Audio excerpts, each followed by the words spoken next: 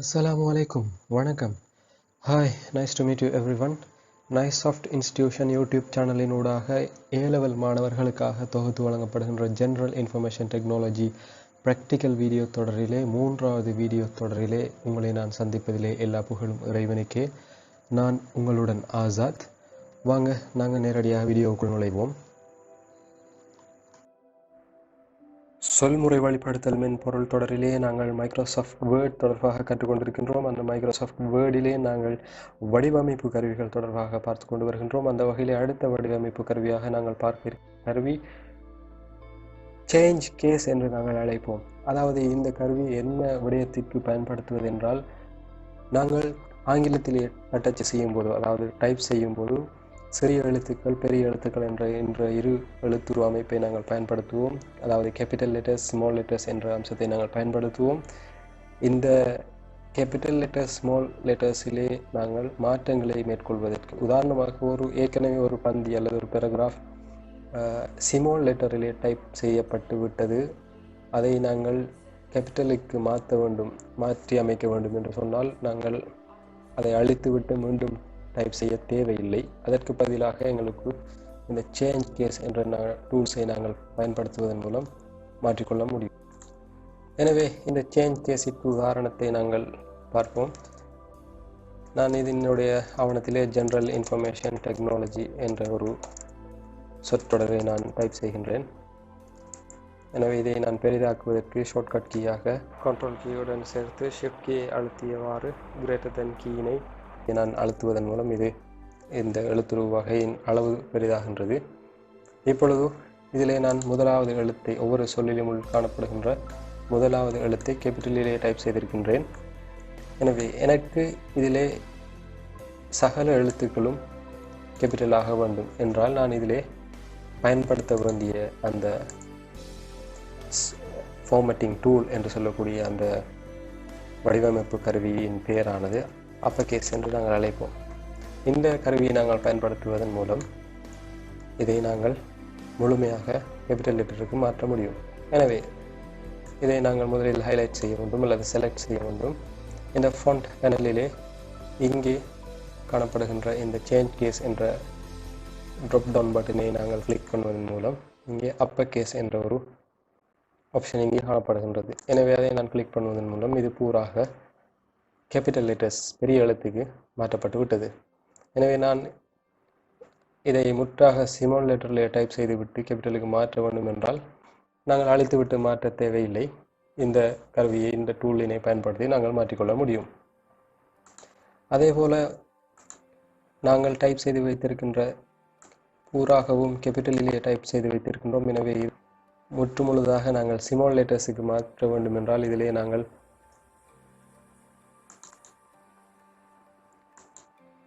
இதிலே lower case என்ற ஒரு ஆப்ஷன் காணப்படுகின்றது. இங்கே இந்த லோவர் கேஸ் என்ற ஆப்ஷனை நாங்கள் அழுத்துவதன் மூலம் சகல எழுத்துக்களும் ஸ்மால் லெட்டர்ஸுக்கு மாற்றம் செய்யப்பட்டு காட்சியளிக்கின்றது. அதே போல இதிலே காணப்படுகின்ற ஏனைய மாற்றங்களை நாங்கள் அவதானிப்போம். இந்த சேஞ்ச் கேஸ் என்ற கருவியை நாங்கள் அழுத்தும் போது, அது இந்த டூலை நாங்கள் அழுத்தும் போது இதிலே முதலாவதாக சென்டென்ஸ் கேஸ் என்று காணப்படுகின்றது. இது ஒரு வாக்கியத்திலே முதலாவது எழுத்தினை மட்டும் கேபிட்டல் லெட்டராக மாற்றக்கூடிய அமைப்பாகும். அதே போல கேபிட்டலைஸ் ஈச் வேர்ட் என்று இங்கே ஒரு ஆப்ஷன் காணப்படுகின்றது. ஒரு வாக்கியத்திலே அல்லது ஒரு பந்தியிலே காணப்படுகின்ற ஒவ்வொரு சொல்லினதும் முதல் எழுத்துக்களை கேபிட்டல் லெட்டருக்கு இது மாற்றி அமைக்கும். அதே போல டகுல் கேஸ் என்று நாங்கள் அழைப்போம். இது முதலாவது எழுத்தினை ஸ்மால் லெட்டராகவும் ஏனைய எழுத்துக்களை கேபிட்டல் லெட்டரிலும் மாற்றி அமைத்து எங்களுக்கு காட்சியளிக்கும். எனவே இந்த சேஞ்ச் கேஸ் ஆப்ஷனிலே நாங்கள் இந்த எழுத்துருவின் பெரிய சிறிய எழுத்துரு அமைப்புகளுக்கு மாற்ற முடியும். எனவே சேஞ்ச் கேஸ் தொடர்பாக நாங்கள் பார்த்துவிட்டோம். தொடர்ச்சியாக அடுத்த கருவிகளை நாங்கள், அதாவது அடுத்த டூல்ஸ் என்னென்னவென்று நாங்கள் நோக்குவோம். எக்ஸ்கியூஸ் மீ மாஸ்டர், இந்த சேஞ்ச் கேஸுக்கு நீங்கள் ஷார்ட்கட் எதுவுமே சொல்லித் தரலையே.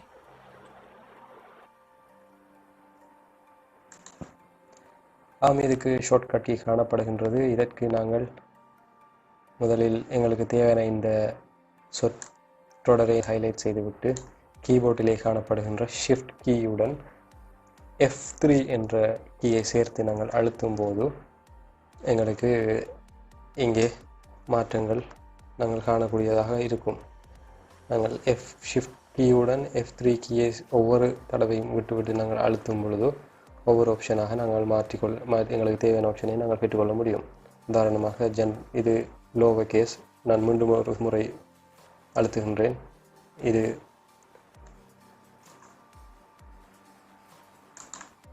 capitalize each word, அதே போல upper case, lower case, இந்த மாதிரி நாங்கள் எங்களுக்கு தேவையான ஆப்ஷன்களை மாற்றி பெற்றுக்கொள்ள முடியும். எனவே ஷிஃப்ட் கீயுடன் F3ஐ நாங்கள் சேர்த்து அழுத்தும் போது இந்த சேஞ்ச் கேஸ் என்ற கருவியை செயற்படுத்த முடியும். நீங்கள் மடிக்கணினி அதாவது லேப்டாப் பயன்படுத்தும் ஒரு நபராக இருந்தால் சிலவேளை இந்த ஷிஃப்ட் கீயுடன் சேர்த்து F3 கீயை அழுத்தும் போது அது செயற்படாமல் இருக்கும். எனவே நீங்கள் கீபோர்டில் நன்கு அவதானியுங்கள், FN என்ற ஒரு கீ மேலதிகமாக காணப்படும். எனவே நீங்கள் ஷிஃப்ட் கீயுடன் FN மற்றும் F3 ஆகிய மூன்றையும் சேர்த்து நீங்கள் அழுத்துவதன் மூலம் நீங்கள் இந்த கருவியை செயற்படுத்திக் கொள்ள முடியும்.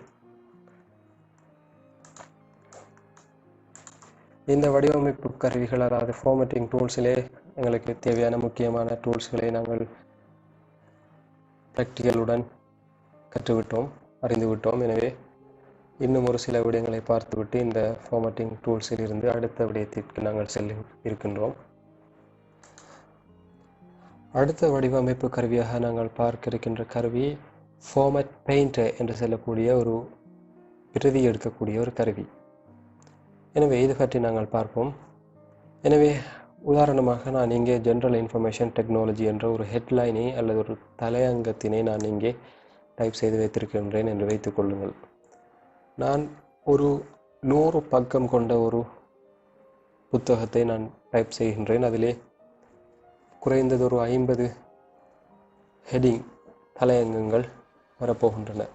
அந்த 50 ஹெடிங்கும் ஒரே அமைப்பிலே, ஒரே ஃபாண்ட் வடிவமைப்பிலே, நிறத்திலே, தடிப்பான எழுத்திலே, அண்டர்லைன் பண்ணப்பட்ட நிலையிலே, எனக்கு தேவையான ஒரு நிறத்திலே, பொதுவான ஒரு நிறத்திலே காணப்பட வேண்டும் என்று நான் தீர்மானிக்கின்றேன். எனவே இந்த 50 தலைப்புகளிலே முதலாவது தலைப்பை அல்லது முதலாவது ஹெடிங்கை நான் தீர்மானம் செய்து அதை நான் அலங்கரிக்கின்றேன்.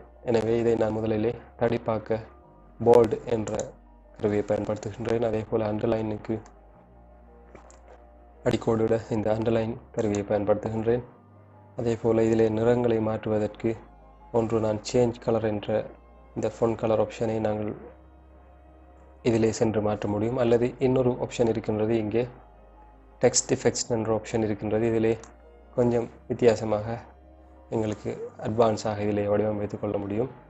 எனவே உதாரணத்திற்கு நான் ஒரு வடிவமைப்பை தேர்வு செய்து வைத்திருக்கின்றேன். அதே போல் இதிலே இந்த எழுத்துருக்களின் பார்டர் லைன் ஒன்றை நான் தீர்மானிக்கின்றேன். அவுட்லைன் என்று சொல்லக்கூடிய இந்த பார்டர் கலர் ஒன்றை நான் தீர்மானித்திருக்கின்றேன். எனவே இதிலே பார்டர் கலர் பிளாக்காகவும்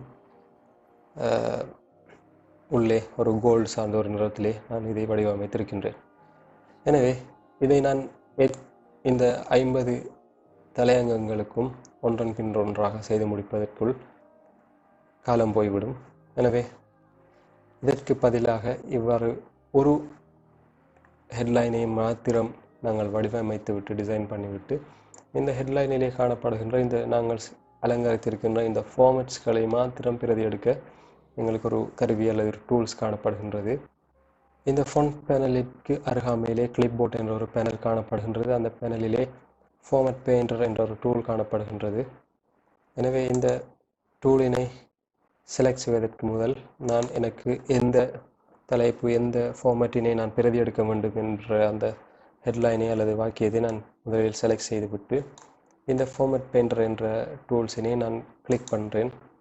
எனவே அல்லது இதை கிளிக் பண்ணியவுடன், இந்த ஃபார்மேட் பெயிண்டர் என்ற இந்த கருவியை கிளிக் பண்ணியவுடன் இந்த நான் செலக்ட் செய்து வைத்திருக்கின்ற இந்த வாக்கியத்தில் உள்ள வடிவங்கள், அலங்கரிப்பு வடிவங்கள் எனக்கு பிரதி எடுக்கப்பட்டு விட்டது. எனவே என்னுடைய மவுஸ் பாயிண்டர் கர்சர் ஐக்கன் அடுத்த பந்தியிலே அல்லது அந்த வாக்கியத்திலே நான் வைக்கும்போது ஒரு ப்ரஷ் ஐக்கன் தோன்றுகின்றது. நான் இதிலே என்னுடைய மவுஸ் லெஃப்ட் கிளிக்கை கிளிக் பண்ணியவாறு இப்படி ஹைலைட் செய்து விடுகின்றேன். எனவே எனக்கு விடயம் இந்த சப்ஜெக்ட் இங்கே பிரதி எடுக்கப்படவில்லை. ஆனால் அதில் உள்ள அலங்கரிப்பு விடயங்கள் நிறம், போல்டு, அண்டர்லைன் போன்ற விடயங்கள் பிரதி எடுக்கப்பட்டு அதே போல் ஃபொண்ட் சைஸ் எல்லாமே பிரதி எடுக்கப்பட்டு இங்கே மாற்றம் செய்யப்பட்டு காட்சி அளிக்கின்றது. இந்த ஃபார்மேட் பெயிண்டர் கருவிற்கான ஷார்ட்கட் கீ, இந்த ஃபார்மேட் பெயிண்டர் டூலிற்கான ஷார்ட்கட் கீயை நாங்கள் பார்ப்போம். இந்த ஃபார்மேட் பெயிண்டரிற்கான ஷார்ட்கட் கீயினை நாங்கள் நோக்குவோம். எனவே அதற்காக முதலிலே நாங்கள் இதை செலக்ட் செய்ய வேண்டும். இந்த எங்களுக்கு பிரதி எடுக்க தேவையான அந்த தலையங்கத்தினை அல்லது அந்த சொற்பிரயோகத்தை நாங்கள் செலக்ட் பண்ண வேண்டும்.